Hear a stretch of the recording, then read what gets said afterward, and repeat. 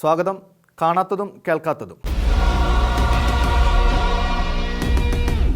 കർണാടകയിലെ അധികാരികൾ തെറ്റിൻ്റെ വഴിയിലാണിപ്പോൾ. അവർ അവകാശ നിഷേധകരായി മാറുകയാണ്. ഒപ്പം വാർത്തകൾ ശരിയെങ്കിൽ ആകാശഗോളത്തെ നമസ്കരിക്കാൻ വിദ്യാർത്ഥികളെ നിർബന്ധിക്കുന്നു. യേശുവിനെ പ്രഘോഷിക്കുന്നത് തടയാൻ അവർ വെട്ടിയ വളഞ്ഞ വഴിയുടെ പേരാണ് നിർബന്ധിത മതമാറ്റ ബില്ല്. ഇതിനൊപ്പമാണ് സൂര്യ നമസ്കാരം നിർബന്ധമായി നടത്താൻ വിദ്യാർത്ഥികളെ ബാധ്യസ്ഥമാക്കുന്ന കർണാടകയിലെ പ്രീ യൂണിവേഴ്സിറ്റി ബോർഡിൻ്റെ ഉത്തരവ്. നിർബന്ധിത മതം മാറ്റൽ ഏതു മാനദണ്ഡത്തിലും അതിക്രമവും കുറ്റകൃത്യവുമായിരിക്കെ ഈ നിയമത്തെ ക്രൈസ്തവർ എന്തിനെതിർക്കുന്നു എന്നാണ് ചില ഭൂരിപക്ഷ മതവാദികളുടെ പരിഹാസ ചോദ്യം. അതിനർത്ഥം നിർബന്ധിത മതം മാറ്റൽ നടത്തുന്നു എന്നാണ് പോലും. നിർബന്ധിത മതം മാറ്റൽ കുറ്റകരമെന്ന നിയമവ്യവസ്ഥ ഇപ്പോൾ തന്നെ ഉള്ളപ്പോൾ എന്തിന് പുതിയൊരു നിയമം എന്ന മറുചോദ്യമാണ് അവർക്കുള്ള ആദ്യ മറുപടി. ഈ മറുചോദ്യത്തിനാകട്ടെ കൃത്യമായ ഉത്തരമുണ്ട്. ദുരുദ്ദേശത്താൽ എന്നതാണ് ആ ഉത്തരം. പേടിപ്പിച്ചോ പ്രീണിപ്പിച്ചോ പ്രലോഭിപ്പിച്ചോ നിർബന്ധിച്ചോ ഒക്കെ മതം മാറാൻ പ്രേരിപ്പിക്കുന്നതും മതമാറ്റത്തിലേക്ക് നയിക്കുന്നതുമാണ് കുറ്റകരം. നിയമവിരുദ്ധമല്ലാത്ത സ്വന്തം വിശ്വാസം പ്രഘോഷിക്കുന്നതും പ്രസംഗിക്കുന്നതും പഠിപ്പിക്കുന്നതും ഭരണഘടന അനുവദിക്കുന്ന അവകാശമാണ്. തൊട്ടയലത്തുള്ള പാകിസ്ഥാനിൽ മതനിന്ദാ നിയമം എങ്ങനെ ദുരുപയോഗം ചെയ്യപ്പെടുന്നു എന്നറിയാത്ത ഒരു ഹിന്ദുത്വവാദിയെങ്കിലും ഉണ്ടാകുമോ? അതറിയാമെങ്കിൽ കർണാടകയിലെ നിയമം എങ്ങനെ ദുരുപയോഗിക്കപ്പെടാം എന്ന് പറഞ്ഞു പഠിപ്പിക്കേണ്ട കാര്യമില്ല. എങ്കിലും രണ്ടു കാര്യങ്ങൾ മാത്രം പറയാം. സ്വന്തം മതം സജീവമായി പ്രഘോഷിക്കുകയും പ്രസംഗിക്കുകയും പഠിപ്പിക്കുകയും ചെയ്യുന്നയാളെ ദുരുപദിഷ്ഠിതമായ പരാതിയുടെ പേരിൽ അറസ്റ്റ് ചെയ്യാനും കേസിൽ കൊടുക്കാനും ഈ നിയമത്തോടെ എളുപ്പമാകും. കുറ്റാരോപണത്തിന് ഇരയാകുന്നവർ വേണം സ്വന്തം നിരപരാധിത്വം തെളിയിക്കാൻ. പാകിസ്ഥാനിൽ അന്യായമായ മതനിന്ദാ കേസിൽപ്പെട്ട് കൊലക്കയറിൻ്റെ കീഴെ വരെ എത്തിയിട്ടാണ് പെൺകുട്ടികൾ പോലും പലപ്പോഴും രക്ഷപ്പെട്ടിട്ടുള്ളത്. അന്തിമമായ വിടുതൽ അവർ സഹിക്കേണ്ടി വന്ന പീഡനങ്ങൾക്ക് തക്ക പരിഹാരമൊന്നുമാകുന്നില്ല. പാപത്തെയും അതിൻ്റെ കെടുതികളെയും കുറിച്ച് പറയുന്നതിനെ ഭയപ്പെടുത്തൽ എന്ന കുറ്റമാക്കാം. സാമൂഹിക സേവനം നടത്തുന്നതിനെ പ്രീണനമായി വ്യാഖ്യാനിക്കാം. പാർശ്വവൽകൃതരായവർക്ക് വേണ്ടി വിദ്യാഭ്യാസ, തൊഴിൽ, സാമ്പത്തിക പ്രവർത്തനങ്ങൾ നടത്തുന്ന മിഷനറിമാരെ പ്രലോഭക കുറ്റവാളികളായി മുദ്രകുത്താം. ഏക ദൈവത്തെക്കുറിച്ചുള്ള വിശ്വാസ പ്രസംഗം ഏത് മന്ത്രവാദിക്കും സേവാക്കാരനും ദുഷ്ടപൂജകനും അപ്രീതികരമാകാം എന്നതിനാൽ അവർ ശത്രുക്കളായി മാറാം. നിർബന്ധിത മതമാറ്റം എന്ന പേരിൽ അവർക്കത് കള്ളക്കേസിന് വഴിയാക്കാം. ഇതൊക്കെ ചെയ്യാൻ പരാതിക്കാരോ അതിന് പ്രേരിപ്പിക്കുന്നവരോ ഒട്ടും കഷ്ടപ്പെടേണ്ട. കേസ് കൊടുത്തിട്ട് മാറി നിന്ന് കളി കണ്ടാൽ മതി. കുറ്റം ആരോപിക്കപ്പെട്ടതു മുതൽ സ്വന്തം നിരപരാധിത്വം തെളിയിക്കാൻ അനുഭവിക്കേണ്ടി വരുന്നത് ചെറിയ പ്രയാസങ്ങളാവില്ല. എല്ലാ വിധത്തിലും അതവർക്ക് പീഡനവും അവകാശ ലംഘനവും തന്നെയാകും. മാത്രമല്ല, നിശ്ചിത കാലത്തേക്കെങ്കിലും സ്വന്തം പ്രവൃത്തിയിൽ നിന്ന് വിട്ടുനിൽക്കാൻ അവർ നിർബന്ധിതരുമാകും. ഇത്രയൊക്കെ നടന്നു കിട്ടിയാൽ മതി കള്ളപ്പരാതിക്കാർക്കും ക്രൈസ്തവ വിദ്വേഷികൾക്കും. ഇതൊക്കെ കേരളത്തിന് പുറത്ത് ക്രൈസ്തവർ പലപ്പോഴും നേരിടുന്ന സാഹചര്യങ്ങളാണ്. കർണാടകയിലെ പുതിയ നിയമം ഇത്തരം ദ്രോഹങ്ങൾക്കുള്ള പുതിയ ലൈസൻസ് ആകുമെന്ന് മനസ്സിലാക്കാൻ കഴിവില്ലാത്തവരല്ല അവിടുത്തെ ഭരണാധികാരികൾ. മഹത്തായ നിയമം എന്ന് പറഞ്ഞ് കയ്യടിക്കാനും കിരാതമായി ആവേശം കൊള്ളാനും ഭൂരിപക്ഷ ഫലത്തിൽ മതിക്കുന്ന നിരവധി പേർ അവിടെയുണ്ട്. അവരെയും അവരുടെ നടപടികളെയും കൈയടിച്ച് പ്രോത്സാഹിപ്പിക്കുന്ന പലരും കേരള സമൂഹത്തിലുമുണ്ട്. ഭാരതീയ സംസ്കാരത്തിൻ്റെ സംരക്ഷകരും പിന്തുണക്കാരുമെന്ന് ഭാവിച്ച് ചാനലുകളിൽ മതമാറ്റം എന്ന മഹാകുറ്റത്തിനും പാതകത്തിനുമെതിരെ സിദ്ധാന്തങ്ങൾ പറയുന്ന നിരീക്ഷകരും അവർക്ക് കൈയടിക്കുന്നവരും ഇവിടെയുണ്ട്. യോഗവിദ്യ ലോകം മുഴുവനെയും കൊണ്ട് ചെയ്യിക്കണം എന്നതാണ് ഇന്ത്യയിലെ ചിലരുടെ ലക്ഷ്യം. ലോകത്തെ 1,900 രാജ്യങ്ങൾ ഈ വഴി തെരഞ്ഞെടുത്താലും കണ്ണടച്ച് യോഗ പിന്തുടരാൻ ക്രൈസ്തവർക്ക് കഴിയില്ല. അതിനവരെ നിർബന്ധിക്കാൻ ആർക്കും അവകാശവുമില്ല. പൂർണ്ണമായ യോഗയ്ക്ക് ചില പ്രകൃത്യാതീത വിശ്വാസങ്ങളുമായി ബന്ധമുണ്ട്. ഏറ്റവും പ്രധാനം അത് നിഗൂഢാത്മക ധ്യാനം പോലുള്ളവയെയും ഓക്കൾട്ടിസത്തെയും ചേർത്ത് പിടിക്കുന്നു എന്നതാണ്. കുണ്ടലിനി പോലുള്ള സങ്കല്പങ്ങൾ ക്രൈസ്തവരെ സംബന്ധിച്ച് അന്ധവിശ്വാസവും അശാസ്ത്രീയവുമാണ്. അതുകൊണ്ട് തന്നെ അവരെ സംബന്ധിച്ച് നിഷിദ്ധവും അസ്വീകാര്യവുമാണ്. സമ്പൂർണ്ണ യോഗവിദ്യ ഇതെല്ലാം ഉൾക്കൊള്ളുന്നു. സൂര്യനെ ദൈവമായോ ദേവനായോ കരുതുന്നവരുടെ ആരാധനയാണ് സൂര്യ നമസ്കാരം. മനുഷ്യന് വെളിച്ചവും താപവും രാപ്പകലുകളും ഋതുക്കളും മറ്റും നൽകുന്ന സൂര്യൻ സൃഷ്ടാവിൻ്റെ മഹത്വം വിളിച്ചു പറയുന്ന ഉജ്ജ്വല സൃഷ്ടി തന്നെയാണ്. അതിനെ നോക്കി സൃഷ്ടാവിൻ്റെ മഹത്വത്തെ പ്രകീർത്തിക്കുന്നതിൽ ഒരു തെറ്റുമില്ല. സൂര്യദിശയിലേക്ക് സുരക്ഷിതമായി നോക്കിപ്പോയത് കൊണ്ട് യാതൊരു പാപവും ഉണ്ടാകുന്നുമില്ല. എന്നാൽ സൂര്യനെ ദേവനായി കാണുന്നവരുടെ സങ്കല്പപ്രകാരം വിദ്യാർത്ഥികൾ 3 ആഴ്ച സൂര്യ നമസ്കാരം നടത്തണമെന്ന് പൊതുവിദ്യാഭ്യാസ അധികൃതർ ഉത്തരവിടുന്നത് വിശ്വാസത്തിന്മേലുള്ള കടന്നുകയറ്റം തന്നെയാണ്. 3 ആഴ്ചയല്ല, 3 പതിറ്റാണ്ട് സൂര്യനെ നമസ്കരിക്കാൻ തയ്യാറുള്ളവർ അത് ചെയ്തോട്ടെ. അല്ലാത്തവരെ അതിന് നിർബന്ധിക്കുന്നത് മതാധിപത്യത്തിൻ്റെ പ്രവണത തന്നെയാണ്. അതാണ് കർണാടകയിൽ PU ചെയ്തിരിക്കുന്നത്. യോഗയോ സൂര്യ നമസ്കാരമോ അടിച്ചേൽപ്പിക്കാനുള്ള നീക്കം അംഗീകരിക്കാവുന്നതല്ല. ഭൂമിയിൽ നൂറ്റാണ്ടിലേറെ സ്വാസ്ഥ്യത്തോടെ ജീവിച്ചു കളയാമെന്ന മോഹമോ വ്യാമോഹമോ നിമിത്തം ഏത് ഗൂഢാഭ്യാസവും ആകാമെന്ന് കരുതുന്നവർ ഏത് വിഭാഗത്തിലും കണ്ടേക്കാം. അവരുടെ നിലപാടല്ല ക്രൈസ്തവ സമൂഹത്തിൻ്റെ തനതു നിലപാട്. ആഗോള കത്തോലിക്ക സഭയും ഇവിടുത്തെ നേതൃത്വവും ഇക്കാര്യത്തിലുള്ള നിലപാട് നേരത്തെ തന്നെ വ്യക്തമാക്കിയിട്ടുണ്ട്. ക്രിസ്തുമസ് ദിനത്തിൽ ക്രൈസ്തവർക്ക് ആശംസ അർപ്പിക്കുകയും ആഹ്ലാദത്തിൽ പങ്കുചേരുകയും ചെയ്യുന്ന ഇസ്ലാം മതവിശ്വാസികൾക്ക് ഒരു ഉസ്താദിൻ്റെ ശകാരം, വെറും ശകാരമല്ല, വസീം അൽ ഹിക്കാമി എന്ന ഉസ്താദ് ചെയ്തത് അതിനൊക്കെ മേലെയാണ്. ദൈവപുത്രനായ യേശുവിനെ മ്ലേച്ഛതയുടെ സൂചനയോടെ നിന്ദിക്കൽ, യേശു ക്രിസ്തുവിനെയും ക്രൈസ്തവരുടെ വിശ്വാസത്തെയും ബൈബിൾ വചനങ്ങളെയും അവഹേളിക്കുന്ന പരസ്യപാഠം. ക്രിസ്തുമസ് എന്നത് അല്ലാഹുവിന് പുത്രനുണ്ടെന്ന പിഴച്ച വാദം പറയുന്നവരുടെ ആഘോഷമാണത്രേ. അതിനാണ് മുസ്ലിങ്ങൾ ആശംസ കൊടുക്കുന്നതത്രേ. നമ്മുടെ ഉപ്പായ്ക്കൊക്കെ അവിഹിതത്തിൽ ഒരു മകനുണ്ടെന്ന് പറഞ്ഞാൽ നമുക്ക് അവരോടുള്ള സമീപനം എന്തായിരിക്കുമെന്നാണ് ഉസ്താദിൻ്റെ ചോദ്യം. അതിൻ്റെ പേരിൽ അവരുടെ ആഘോഷത്തിൽ കൂടുമോ? അതിൻ്റെ പേരിൽ അവർ ആഘോഷം സംഘടിപ്പിച്ചാൽ അവരെ വീട്ടിലിരുത്തി സൽക്കരിക്കുമോ നമ്മൾ? പരിശുദ്ധനായ അല്ലാഹുവിനെ ഒരു മകനുണ്ട് എന്നതിൻ്റെ പേരിൽ നടത്തുന്ന ഒരാഘോഷത്തിനാണ് പോയി നമ്മൾ ആശംസ അർപ്പിക്കുന്നത് എന്ന് പറഞ്ഞാൽ നമ്മുടെ ചിന്തയും വിവേകവും എവിടെ പോയി? ഇസ്ലാം വിശ്വാസികളോടാണ് ഉസ്താദിൻ്റെ ഈ ചോദ്യങ്ങൾ. കേൾക്കുമ്പോൾ ക്രൈസ്തവർക്ക് പ്രകോപനമോ വേദനയോ ദുഃഖമോ രോഷമോ തോന്നാതിരിക്കില്ല. നിയമ നടപടി ആവശ്യപ്പെട്ടാൽ അത് ന്യായവും സ്വാഭാവികമാണ് താനും. എന്നാൽ അതിൽ തീരുന്നതാണോ ഇക്കാര്യം? ഒരു അവതരണം കൊണ്ട് ഉസ്താദ് ദൈവപുത്രനായ യേശു ക്രിസ്തുവിനെയും മറിയത്തെയും ക്രൈസ്തവ വിശ്വാസത്തെയും നിന്ദിച്ചു എന്ന് വിധിച്ചേക്കാവുന്ന തെറ്റു മാത്രമേ അതിലടങ്ങിയിട്ടുള്ളൂ.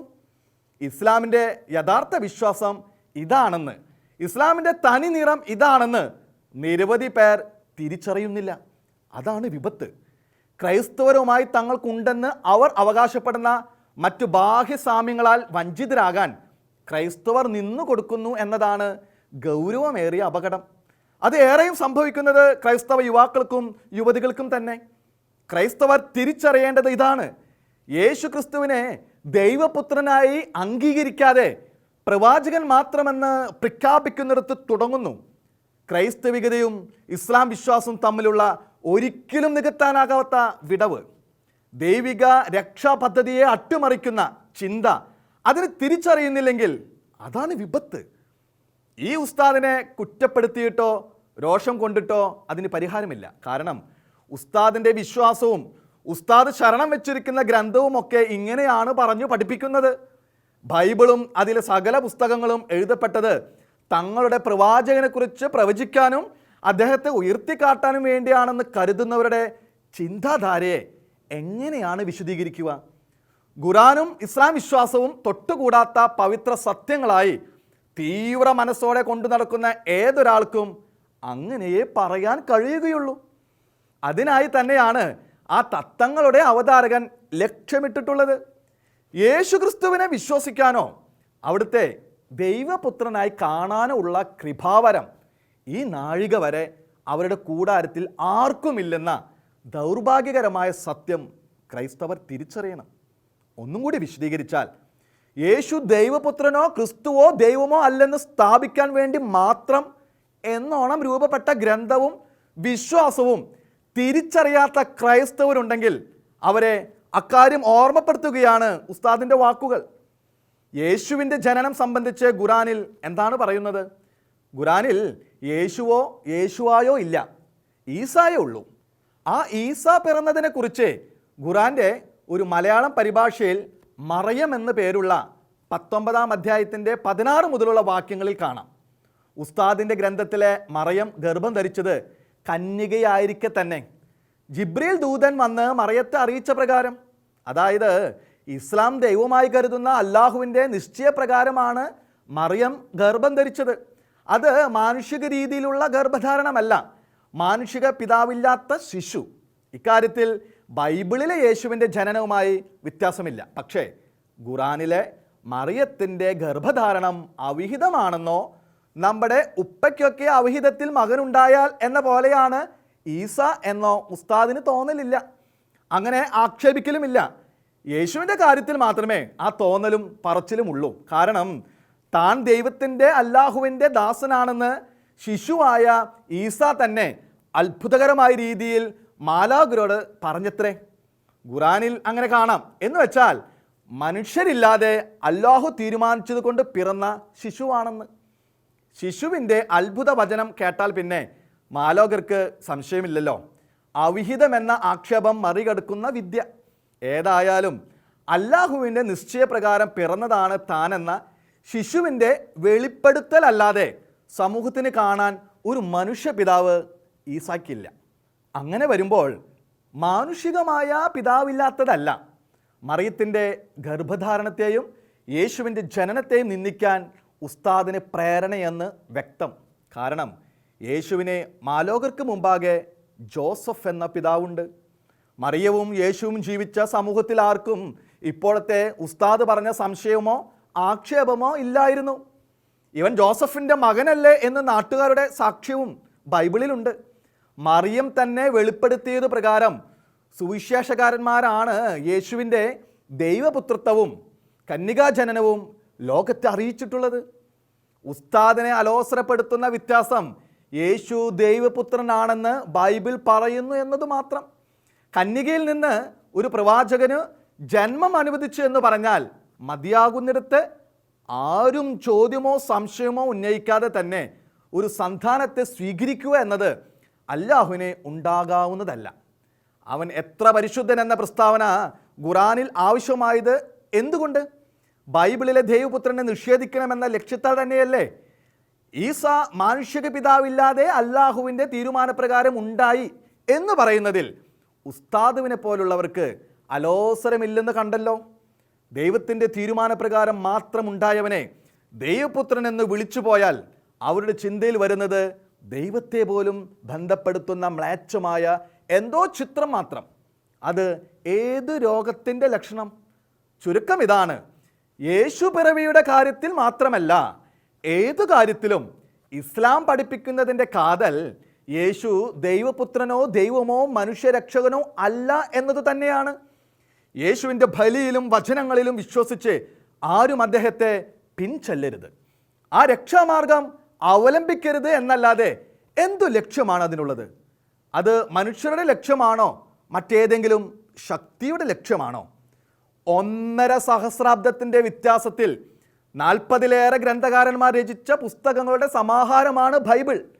അത് പൂർണ്ണ രൂപത്തിലായി 5 നൂറ്റാണ്ടിന് ശേഷമാണ് അതിൽ നിന്ന് നിരവധി കാര്യങ്ങൾ ഉൾപ്പെടുത്തപ്പെട്ടിട്ടുള്ള മറ്റൊരു ഗ്രന്ഥമുണ്ടായത്.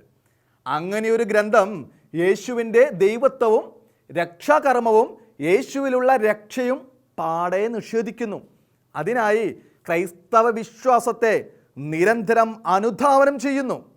ഇങ്ങനെ ചരിത്രത്തിൽ ക്രൈസ്തവികതയുടെ പുറകെ നടന്ന് യേശുവിൻ്റെ ദൈവത്വവും മനുഷ്യാവതാരവും ബലിയും ഉയർപ്പും രക്ഷാപദ്ധതിയും നിഷേധിക്കുന്നത് അജണ്ടയാക്കിയ മറ്റൊരു മതവിഭാഗമോ മതപണ്ഡിത സമൂഹമോ ഭൂമുഖത്തില്ല. ഇത് ചെയ്യാൻ യേശുവിരുദ്ധത എന്ന അജണ്ടയല്ലാതെ എന്ത് ആധികാരികമോ ആണുള്ളത്? ഉസ്താദുമാരുടെ വാക്കുകൾ കേൾക്കുമ്പോൾ ക്രൈസ്തവർ മറന്നു പോകരുതാത്ത, സദാ ഓർമ്മിക്കേണ്ട കാര്യവും ഇതാണ്. യേശുവിൻ്റെ രക്ഷാപദ്ധതിയിൽ നിന്ന് മനുഷ്യരെ അകറ്റാൻ തത്രപ്പെടുന്ന ശക്തിയെ തിരിച്ചറിയുകയും വർജിക്കുകയും ചെയ്യുക എന്നത്. അത്തരം വാക്കുകളെ തള്ളിക്കളയുക. ആരാണ് രക്തസാക്ഷികൾ? ഉത്തരമറിയാമെന്ന് സർവരും കരുതുമ്പോഴും ഈ ചോദ്യത്തിന് ഇപ്പോൾ പ്രസക്തിയുണ്ട്. കേരളത്തിലെ 2 പ്രസ്ഥാനങ്ങൾക്ക് പ്രവർത്തകരും നേതാക്കളുമായ 3 പേരുടെ ജീവൻ നഷ്ടമാകുകയും ഒരാളുടെ മരണത്തെ പ്രതി അദ്ദേഹത്തിൻ്റെ തന്നെ പ്രസ്ഥാനത്തിലുള്ളവർ സന്തോഷം പ്രകടിപ്പിക്കുകയും ചെയ്തിരിക്കുമ്പോൾ വളരെ വിചിത്രമെന്ന് മറ്റുള്ളവർക്ക് തോന്നാവുന്ന പ്രതികരണം, രക്തസാക്ഷികളെ ആദരിക്കുകയും വിലമതിക്കുകയും ചെയ്യുന്നവർക്ക് പോലും ഈ സന്തോഷ പ്രസ്താവന കേട്ടപടി ഉൾക്കൊള്ളാൻ തോന്നിയിട്ടില്ല. ഏറ്റവും ഒടുവിലായി ആൾ നഷ്ടമുണ്ടായ പ്രസ്ഥാനങ്ങൾ RSSും SDPയുമാണെന്ന് വ്യക്തമാണല്ലോ. SDPI നേതാവിൻ്റെ വധമാണ് രക്തസാക്ഷിത്വമായിരിക്കണ്ട് സ്വകീയർ സന്തോഷം പ്രകടിപ്പിച്ചത്. ഇവർക്ക് മുമ്പേ രക്തസാക്ഷികളെ ഉയർത്തിക്കാട്ടാൻ തുടങ്ങിയത് കമ്മ്യൂണിസ്റ്റ് പാർട്ടിയാണ്. പൊതുവെ അവർ എക്കാലവും രക്തസാക്ഷികളെ സജീവമായി അനുസ്മരിക്കുന്നു. ഇന്ത്യൻ ജനത രക്തസാക്ഷികളുടെ ഗണത്തെ കണ്ടത് സ്വാതന്ത്ര്യ പ്രസ്ഥാനത്തോടെ. ബ്രിട്ടീഷ് ഭരണകൂടം വധിച്ച സ്വാതന്ത്ര്യ പോരാളികൾ രാജ്യത്തിൻ്റെ രക്തസാക്ഷികളായി. സ്വതന്ത്ര ഇന്ത്യയിലെ രാഷ്ട്രീയ പ്രസ്ഥാനങ്ങൾ രക്തസാക്ഷികളെ വേർതിരിച്ചു തുടങ്ങിയത് രാഷ്ട്രീയ ശത്രുക്കളുടെയോ പോലീസിൻ്റെയോ ആയുധ പ്രയോഗത്തിൽ പല പ്രവർത്തകർക്കും ജീവൻ നഷ്ടമായതോടെയാണ്. കൊല്ലപ്പെട്ടവരുടെ ഓർമ്മ ജീവിച്ചിരിക്കുന്ന നേതാക്കൾക്കും പ്രസ്ഥാനത്തിനും ഗുണം ചെയ്യുമെന്ന് വന്നപ്പോൾ രക്തസാക്ഷി സ്മരണ ആവേശം കലർത്തിയ പരിപാടിയാക്കി. എന്നാൽ ഒരുപക്ഷെ അവർക്കൊക്കെ മുമ്പേ രക്തസാക്ഷികളെ തിരിച്ചറിഞ്ഞത് ക്രൈസ്തവ സമൂഹമാണ്. ആദ്യത്തെ ക്രൈസ്തവ രക്തസാക്ഷി സ്റ്റീഫൻ മുതൽ ഇങ്ങോട്ടുള്ള നിരവധി രക്തസാക്ഷികൾ ക്രൈസ്തവർക്ക് വിലപ്പെട്ടവർ. ക്രൈസ്തവ വിശ്വാസത്തിൻ്റെ അടിത്തറ തന്നെ യേശു ക്രിസ്തുവിൻ്റെ രക്തസാക്ഷിത്വത്തിലാണ് പണിയപ്പെട്ടിരിക്കുന്നത് എന്നത് മറ്റൊരു കാര്യം. അത് സാക്ഷിത്വം മാത്രമല്ല, ബലി തന്നെയായിരുന്നല്ലോ. രക്തസാക്ഷികളെക്കുറിച്ചുള്ള ചിന്ത ക്രൈസ്തവ രക്തസാക്ഷികളിൽ എത്തി നിൽക്കുമ്പോഴാണ് യഥാർത്ഥ ചോദ്യം ഉയരുന്നത്. എന്താണ് ക്രൈസ്തവ രക്തസാക്ഷികളും മറ്റു പ്രസ്ഥാനങ്ങളുടെ രക്തസാക്ഷികളും തമ്മിലുള്ള വ്യത്യാസം? മറ്റുള്ള രക്തസാക്ഷികൾ അവർക്ക് ശേഷമുള്ള നാളുകളിൽ അവരുടെ പ്രസ്ഥാനത്തിന് ജീവൻ വെപ്പിക്കാനുള്ള സ്മരണകൾ മാത്രം. അവരെ ഓർത്ത് ഏറ്റുമുട്ടലുകൾക്ക് ആവേശം കൊള്ളാം. അവരെക്കുറിച്ചുള്ള സഹതാപം പ്രസ്ഥാനത്തിന് പ്രയോജനപ്പെടുത്താം. അവരില്ലാത്ത ലോകത്ത് സ്മാരകങ്ങൾ പണിയാം. അതിനപ്പുറം അവർക്ക് എന്തു സംഭവിച്ചു എന്നത് ഉത്തരമില്ലാത്ത ചോദ്യം. എന്നാൽ ക്രൈസ്തവ രക്തസാക്ഷിത്വം എന്താണ് നേടുന്നത്? ക്രൈസ്തവ രക്തസാക്ഷിയുടെ ഒന്നാമത്തെയും ഏറ്റവും പ്രധാനവുമായ ലക്ഷണം ആരോടും വിദ്വേഷമില്ലാതെ തങ്ങളെ വധിക്കുന്നവർക്ക് വേണ്ടി കൂടി ദൈവത്തോട് ക്ഷമ യാചിച്ചുകൊണ്ട് മരിക്കുന്നു എന്നതാണ്. ആ യാചന സ്വർഗത്തിലെത്തി ഫലവുമായി മടങ്ങുന്നു എന്നത് ഉറപ്പുള്ള അടയാളവും. യേശു ക്രിസ്തുവിൻ്റെ ബലിവേളയിലെ അടയാളങ്ങളായിരുന്നു ഒരു കള്ളൻ്റെയും അവിടുത്തെ വധിക്കാൻ ഒത്തുകൂടിയവരിൽ പലരുടെയും മാനസാന്തരം. ഇവൻ നീതിമാനായിരുന്നു എന്ന് അവരിൽ പലരും നുറുങ്ങുന്ന ഹൃദയത്തോടെ വിളിച്ചു പറഞ്ഞു. പൗലോസായി മാറിയ സാവൂളിൻ്റെ സംഘത്തിലുണ്ടായിരുന്നവർ വധിച്ച സ്റ്റീഫനും തന്നെ വധിച്ചവർക്ക് വേണ്ടി ക്ഷമ യാചിച്ചുകൊണ്ട് രക്തസാക്ഷിയായി. അതിൻ്റെ അടയാളം മാനസാന്തരപ്പെട്ട സാവൂൾ അഥവാ പൗലോസ് അപ്പസ്തോലൻ തന്നെ. എടുത്തു പറയാവുന്ന ആധുനിക ഉദാഹരണങ്ങളിൽ ഒന്നാണ് സിസ്റ്റർ റാണി മരിയയുടെ അനുഭവം. സിസ്റ്റർ കൊലപാതകികളോട് ക്ഷമിച്ചു രക്തസാക്ഷിയായി എന്നതിൻ്റെ ആദ്യ അടയാളം ഘാതകനോട് ഏറ്റവും പെട്ടെന്ന് ക്ഷമിക്കാൻ സിസ്റ്ററിൻ്റെ കുടുംബാംഗങ്ങൾക്ക് ലഭിച്ച ഉന്നതമായ സൗഖ്യം തന്നെയാണ്. പിന്നാലെ ഘാതകനു തന്നെ മാനസാന്തരം. ഇതാണ് ക്രൈസ്തവ രക്തസാക്ഷിത്വം. അത് രക്തസാക്ഷിയെ ദ്രോഹിച്ചവർക്ക് സൗഖ്യം നേടിക്കൊടുക്കുന്നു, ജീവൻ പകരുന്നു. അവിടെ മനുഷ്യ മനസ്സോ മനഃശാസ്ത്രമോ അല്ല, സ്വർഗീയ ശക്തിയാണ് പ്രവർത്തിക്കുന്നത്. വിദ്വേഷവും തിരസ്കാരവും വെറുപ്പും കയറിയ മനസ്സോടെ കൊല്ലപ്പെടുന്നവർ രക്തസാക്ഷികളല്ല, ഇരകൾ മാത്രം. അവരുടെ മരണവും സ്മരണയും സൃഷ്ടിക്കുന്നതും അത്തരം വികാരങ്ങളുള്ള ഹൃദയങ്ങളെയാകാം. ഓരോ തുള്ളി വിദ്വേഷ ചോരയിൽ നിന്നും 1000 വിദ്വേഷികൾ ഉയർത്തേക്കാം. എന്നാൽ ക്രൈസ്തവ രക്തസാക്ഷിത്വം സൃഷ്ടിക്കുന്നത് വിദ്വേഷികളെയല്ല, സ്നേഹികളെയാണ്. ഇതാണ് യഥാർത്ഥ രക്തസാക്ഷിത്വത്തിൻ്റെ വ്യത്യാസം. കാണാത്തതും കേൾക്കാത്തതും അടുത്ത ആഴ്ച ഇതേ സമയം.